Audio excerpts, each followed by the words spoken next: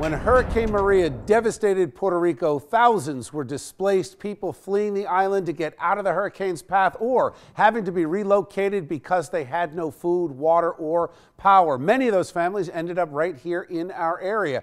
But one of the things that was slightly underreported was the pets who were left behind. So many families had to leave their dogs, their cats behind as they fled for safety. So in a spot of good news, one of the heroes of the reuniting of these pets with their families, her name is Heather Camisa, and she is the executive director of St. Hubert's in Madison. Heather, welcome to Chasing News. How are you? Great. Good to be with you. So it sounds like a miracle to me. You went down, you set up this rescue effort to find these pets that were left behind in Puerto Rico and miraculously reunited many of them with their families. How did you get the idea to do it and the logistics? I mean, how did this thing come together? Sure. So in the immediate aftermath of Maria, our organization welcomed animals that were already in shelters before the storm. And that was 786 animals in 8 days. And our hope always there in disaster response is to relieve opportunity in the community to respond to people and their pets.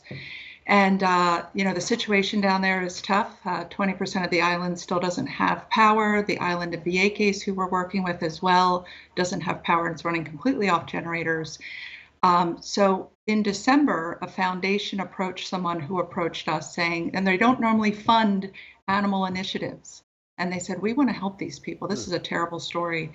There are people who didn't move, even though they need medical care. Medical care is an issue on Puerto Rico right now, and they weren't leaving until they could either take their pets or was causing them a lot of stress.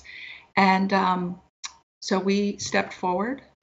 We certainly wanted to continue our commitment to Puerto Rico and the storm response. And our goal is to help reunite 1,000 pets and their people. Wow. And this past weekend, it was my first time down in Puerto Rico last week.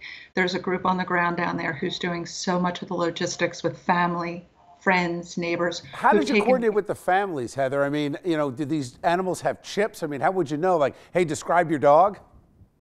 Well, they've left if they have come to the mainland already, they've left their animals with friend, family, or neighbors who are doing then the work on the ground with a group called El Faro, who's incredible.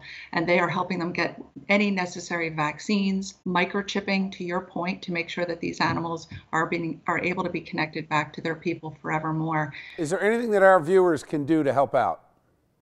They can go to our website. They can learn how to get involved. www.sthuberts.org. We have photos, videos, ways to get involved. How close are you to the 1,000, your goal?